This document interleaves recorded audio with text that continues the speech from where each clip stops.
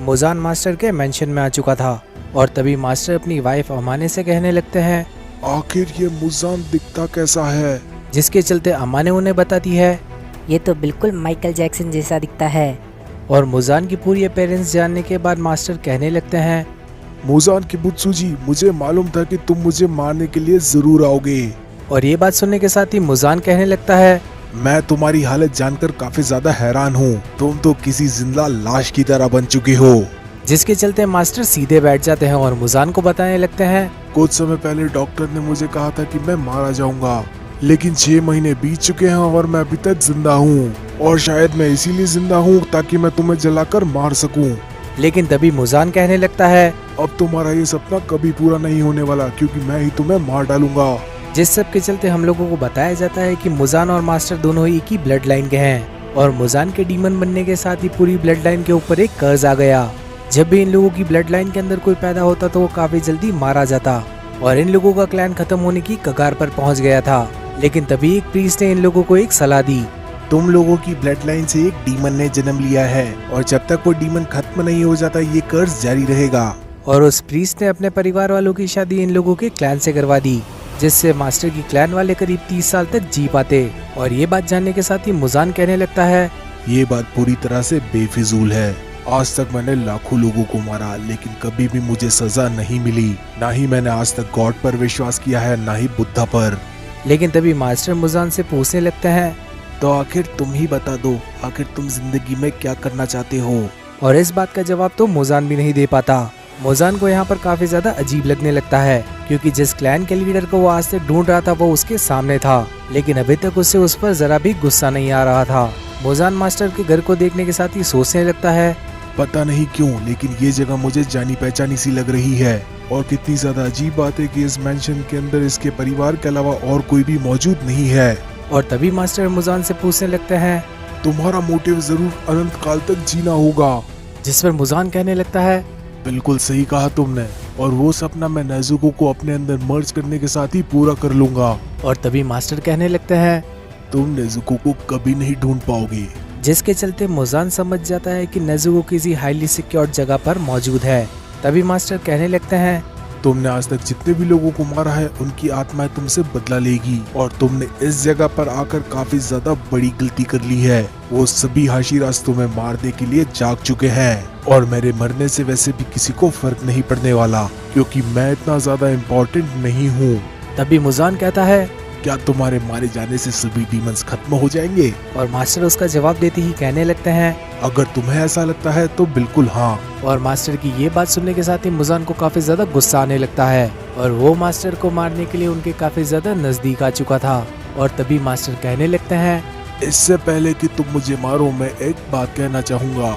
भले ही मेरी जान की कोई कीमत नहीं है, लेकिन मैं अपनी लाइफ को ऐसे ही वेस्ट नहीं होने दूंगा। सभी हाशिराज मेरे अपने बच्चों की तरह है, और मेरे मरने के साथ ही वो सभी लोग तुम्हें मारने के लिए जरूर आएंगे। और तभी मुजान कहने लगता है, बकवास बंद कर बेवकूफ। और दूसरी तरफ सभी कासुका की क्रोध सभी हाशिराज को बता देते हैं कि मास्टर के मेंशन के ऊपर अटैक हुआ है। और तभी हमें कुछ देर पहले हुई हाशिराज की मीटिंग के बारे में बताया जाता है। सानेमी कहने लगता है, मास्टर को अपनी सुरक्षा के लिए 2 हाशिराज को यहाँ पर छोड़ देना चाहिए।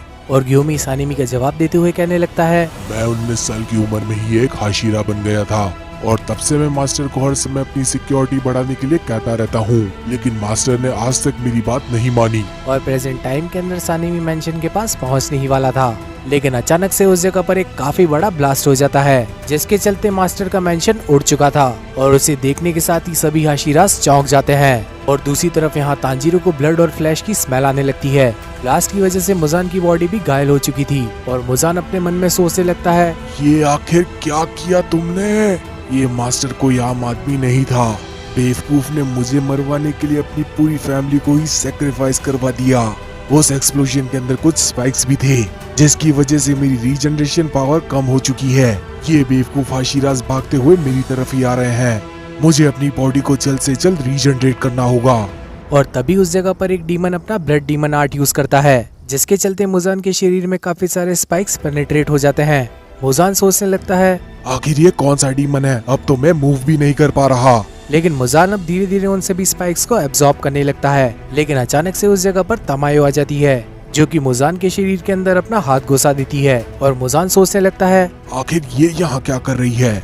और तभी तमायो मुजान से कहने लगती है ये ब्लड डीमन आर्ट उसी बंदे का है जिसे तुमने असाकुसा में डीमन बनाया था। तमायो योशिरो की टेक्निक करने के साथ ही इनविजिबल हो गई, जिसके चलते वो मुजान के इतने ज्यादा नजदीक आ पाई। तमायो के हाथ के अंदर डीमन को इंसान में तब्दील करने वाली दवाई थी, लेकिन मुजान धीरे धीरे कर उसे एब्जॉर्ब करने लगता है, जिसके चलते मुजान अब तमायो का सर पकड़ लेता है। और तभी हमें तमायो की कहानी दिखाई जाती है। तमायो दरअसल में डीमन इसलिए बनी थी क्योंकि वो अपनी बीमारी से मर रही थी, लेकिन वो अपने बच्चे को बड़े होते हुए देखना चाहती थी और इसीलिए वो एक डीमन बन गई। लेकिन डीमन बनने के साथ ही उसने अपने हस्बैंड और बच्चे को मार दिया।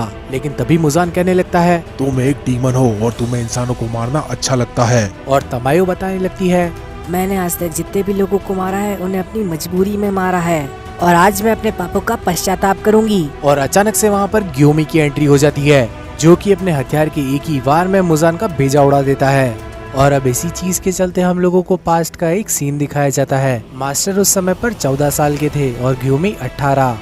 मास्टर ने यहाँ पर ग्योमी को मरने से बचा लिया था। मास्टर ग्योमी से कहने लगते हैं मुझे पता है कि तुमने किसी को नहीं मारा, बल्कि तुम तो उस लड़की के लिए लड़े थे। और ग्योमी मास्टर की ये बात सुनने के साथ ही रोने लगता है। और उस दिन के बाद से ग्योमी मास्टर का एक खास आदमी बन चुका था। मास्टर के जितने भी कठिन सवाल हुआ करते थे उनमें वो ग्योमी से सलाह लिया करते थे। और हम लोगों को मालूम चलता है कि मास्टर ने ग्योमी को पहले ही अपने प्लान के बारे में बता दिया था। मास्टर के अंदर फ्यूचर को प्रेडिक्ट करने की एक ताकत थी, जिसके चलते वो ग्योमी से कहते हैं 5 दिन बाद इस जगह पर मुझे मारने के लिए मुजान आने वाला है और मेरी मौत का इस्तेमाल करने के साथ ही तुम उसे मार देना। ये बात मैं तुम्हें सिर्फ इसलिए बता रहा हूँ क्योंकि बाकी के लोग मेरी बात नहीं मानेंगे। वो मेरी सैक्रिफाइस को समझने के लिए अभी काफी ज्यादा छोटे हैं। और इसी चीज के चलते ग्योमी भी मास्टर की बात मान लेता है, जिसके चलते मास्टर फिर से ग्योमी से कहते हैं आज के बाद से मेरे किसी भी बच्चे को मरने मत देना। और यहाँ पर मास्टर सभी हाशिराज की बात कर रहे थे। और प्रेजेंट टाइम के अंदर मुजान अपना सर रीजनरेट कर लेता है और ग्योमी को ये बात पहले ही मास्टर ने बता दी थी। मुजान को सिर्फ सूरज की रोशनी में ही मारा जा सकता है।